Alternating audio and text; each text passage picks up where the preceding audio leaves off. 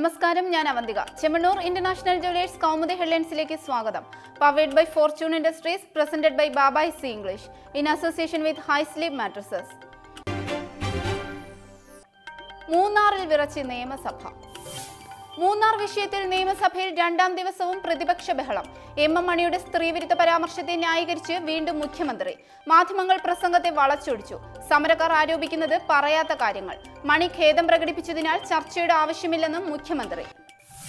മൂന്നാറിൽ സമരം ചെയ്യുന്നവർക്കെതിരെ അനാവശ്യമായി കേസെടുത്തിട്ടില്ല. പോലീസ് നടപടി ഗതാഗതം തടഞ്ഞതിനും കൃത്യനിർവഹണം തടസ്സപ്പെടുത്തിയതിനും. പെമ്പിളയൊരുമേ സമരത്തിന് ജനപിന്തുണയില്ലെന്നും പ്രതിഷേധത്തെ സംഘടനാ നേതാക്കൾ തള്ളിപ്പറഞ്ഞെന്നും പിണറായി വിജയൻ. മുഖ്യമന്ത്രിയുടെ വിശദീകരണത്തിൽ പ്രതിഷേധിച്ച് നിയമസഭയുടെ നടുത്തളത്തിലിറങ്ങി മുദ്രാവാക്യം വിളിച്ച് എംഎൽഎമാർ. പാപ്പാത്തിച്ചോലയിൽ കുരിശു പൊളിച്ചത് മുഖ്യമന്ത്രി അറിയാത്തത് കൂട്ടുത്തരവാദിത്തമില്ലാത്തതിനാലെന്ന് പ്രതിപക്ഷ നേതാവ്. പോലീസ് അറിയാതെ നിരോധനാജ്ഞ പ്രഖ്യാപിക്കാനാകില്ലെന്നും മുഖ്യമന്ത്രി അപഹാസ്യനാവുകയാണെന്നും രമേശ് ചെന്നിത്തല. സർക്കാരിന് വിട്ട് സെൻകുമാർ. സുപ്രീം കോടതി ഉത്തരവിന്റെ പശ്ചാത്തലത്തിൽ പോലീസ് മേധാവി സ്ഥാനത്തേക്ക് പുനർനിയമനം ആവശ്യപ്പെട്ട് ടി.പി. സെൻകുമാർ. തന്നെ DGP പദവിയിലേക്ക് ഉടൻ നിയമിക്കണമെന്ന് ചീഫ് സെക്രട്ടറി നളിനി നെറ്റോയ്ക്ക് നൽകിയ കത്തിൽ സെൻകുമാറിന്റെ ഒറ്റവരി പരാമർശം. എന്നാൽ സുപ്രീം കോടതി വിധി നടപ്പാക്കുമോ, റിവ്യൂ ഹർജി നൽകുമോ എന്ന കാര്യത്തിൽ നിലപാട് വ്യക്തമാക്കാതെ സർക്കാർ. നിയമപരമായ നടപടികൾ പരിശോധിക്കാൻ ഡൽഹിയിലെ അഭിഭാഷകരോട് നിർദ്ദേശിച്ചതായി വിശദീകരണം. 10 മാസത്തോളം നീണ്ട നിയമയുദ്ധത്തിനൊടുവിൽ സെൻകുമാറിന് സുപ്രീം കോടതി പുനർനിയമനം നൽകിയത് ജൂൺ 30 വരെ. അതിനിടെ സെൻകുമാർ കേസിൽ ഹൈക്കോടതിയിലും കേന്ദ്ര അഡ്മിനിസ്ട്രേറ്റീവ് ട്രൈബ്യൂണലിലും സർക്കാർ നൽകിയത് തിരുത്തൽ വരുത്തിയ രേഖകൾ. വിവരാവകാശ നിയമപ്രകാരം ലഭിച്ച രേഖയിൽ ജിഷ കേസിലും പുറ്റിങ്ങൽ കേസിലും സെൻകുമാറിനെതിരായി പരാമർശം കൂട്ടിച്ചേർത്തെന്നും കണ്ടെത്തൽ. നിരോധനത്തിൽ ഇളവ് തേടി.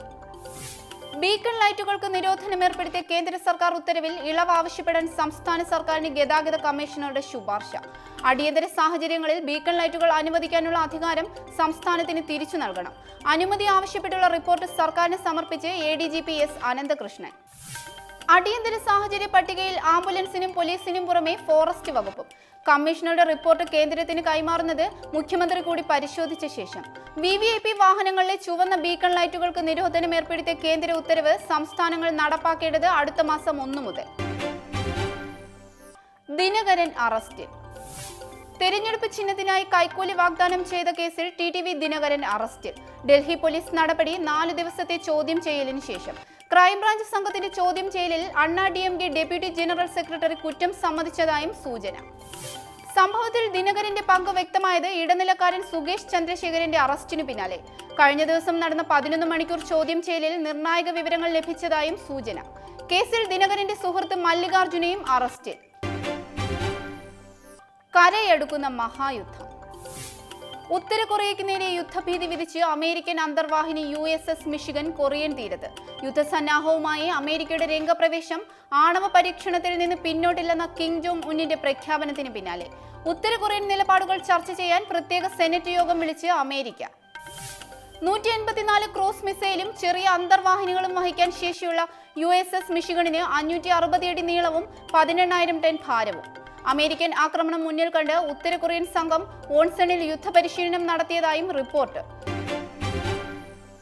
Chemmanur international jewellers Kaumudi headlines സമാപിക്കുന്നു.